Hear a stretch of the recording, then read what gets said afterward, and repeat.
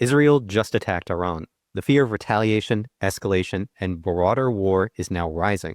The markets are expected to open down across the major indexes, and the price of oil has now surged over 9%, bringing it up 15% just this week. As you check your portfolio, you should expect it to be down on the day. Both the stock market and the world have a lot of questions, but should this event impact your investing strategy? That's what I'm going to discuss today, using some wisdom from the legendary investors Warren Buffett and Peter Lynch to help answer that question.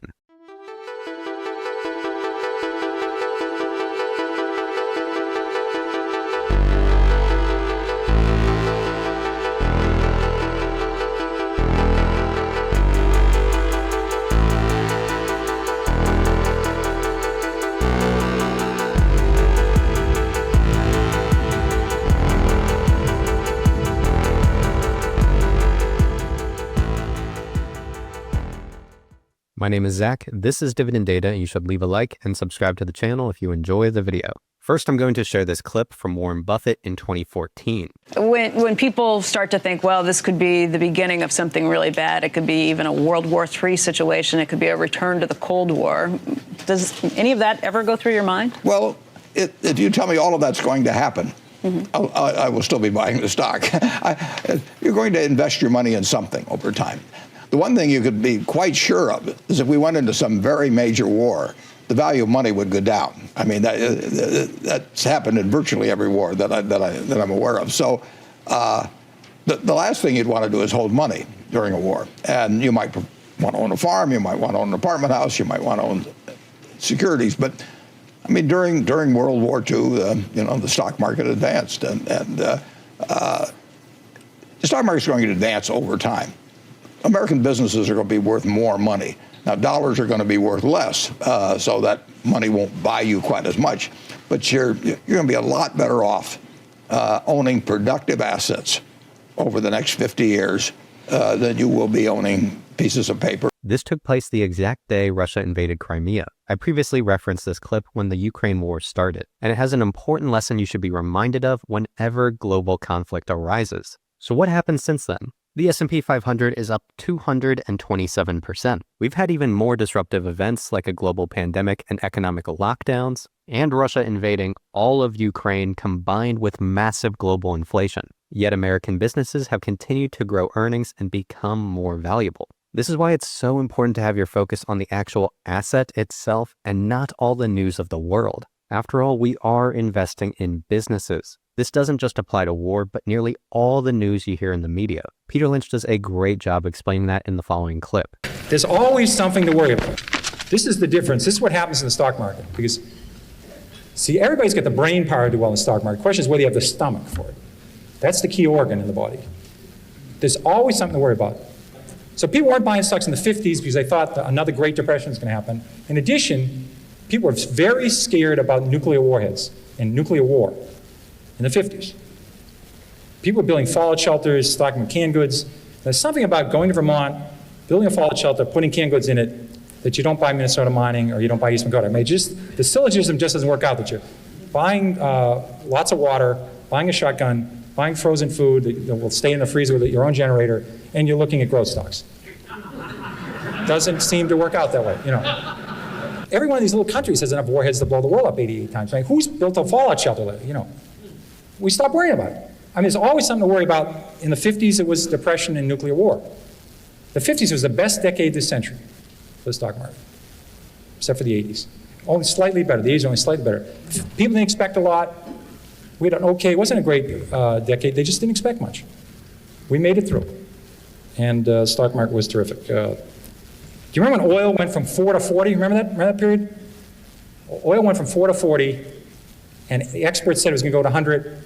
And all the countries of the world are going to go bankrupt. And then the big banks are going to go bankrupt, and we're going to have a Great Depression, and the stock market's going to go down, and you're going to wind up selling pencils and apples. Well, I remember when oil went from 4 to 40, and the experts said it was going to go to 100. Within 2 years, oil was at 14. The experts, now much higher paid at this point, are saying it's going to go to 4, and we're going to have a depression. And people believed it again. I remember when the money supply was growing too fast, and he said we're going to have a depression. Then it was growing too slow, we're going to have a depression. Then the Mideast was going on the world, remember that one? The Mideast was going on the world, they weren't going to buy our bonds, and the market would crash and we'd have a depression. Then Japan was going on the world, remember that one? Japan was going to have all the assets, and they weren't going to buy our bonds, and we're going to have a depression. Within 3 years, the Nikkei Dow had gone from 40,000 to 16,000. The banking system was in trouble, and people said Japan was going to collapse, and we're going to have a depression. I mean, people had, on their prayer list, at the end of the day, they had eliminated crippled children and Mother Teresa. They're praying for Japan. I mean, it's a country with a 15% savings rate. It's so bizarre. Commercial real estate, global warming. And I think as the older you get, the more nervous you get about these things. I think it's very valuable. I think while younger people are better investors, is they're not worried. They haven't heard about all these crises, and they're with children. I think if you don't have any kids, you got to rent some kids for the weekend. Get a 7-year-old and ask him if he knows about the money supply, how fast it's growing. Ask him if he knows about the shape of the yield curve is the wrong shape of the yield curve. Or that we're 48.3 months into the economic recovery and the average recovery lasts 52.3 months. Ask an 8-year-old if they know about that. 8-year-olds have a very high expectation about the next 20 years. That's what you need to do. The more you get away from 8-year-olds, the more you get away from 11-year-olds, the more you start reading these crazy things you read over the weekend. But I'll guarantee you, the market will be a lot higher in 15 years. It'll be a lot higher in 25 years. What it's going to do in the next 1 or 2 years, I don't have any idea. So I don't worry about that. I know we've had 96 years a century, and the market's fallen 53 times. We've had 53 declines of 10% or more. So 53 declines in 96 years. Once every 2 years, we have a 10% decline. Of the 53 declines, 15 have been 25% more. So 15 in 96 years, about once every 6 years, the market falls 25% more. That's what we call a bear market, you know that. And it's going to happen. I don't care when it's going to happen. I would love to know. Obviously, it would be very useful to know when it's going to happen. It doesn't make a difference to me. Corporate profits will be a lot higher 8 years from now, a lot higher 16 years from now, a lot higher 30 years from now. That's what I deal with. When you're investing in businesses, your focus always needs to be on the underlying business. What are the current earnings? How much future growth will there be? How sure are you? And is it attractive based on its current price? That's the game. So with this Iran war news, you need to think, will this impact the long-term earning power of the businesses you're investing in? Will Microsoft earn less in the future? No. Will Visa? No. Will the Altria Group? No. Will Google? No. Will ExxonMobil? No. In fact, they may even make more in the short term due to the rise in the price of oil. Speaking of that, I'm going to be doing a full video of my top 5 energy stocks to buy right now, given this recent surge in oil price. And beyond these individual businesses, there are large economic trends that will continue to be there. As an example, AI and cloud computing. Is that going to stop? No. Growing energy demand. Is that going to stop? No. That's why you need to stay focused on the long term and not make dumb decisions like selling when you see a negative news story. Just focus on investing in great businesses and buying at attractive prices. And if you want a great tool to help you do that, I recommend dividenddata.com. I built this to help me find better stocks and then track my investing progress. And as you can see, this is a great tool to visualize the financials behind a business. And you can get it all in one place. We currently have a summer sale where you can get 50% off annual membership, and you can lock in that discount price for life. This is the best deal we ever offer on dividenddata.com. There's a 30-day money-back guarantee, so no risk in trying it out. The link is in the description and pinned comment of the video. With that said, thanks for watching, and I'll see you in the next one.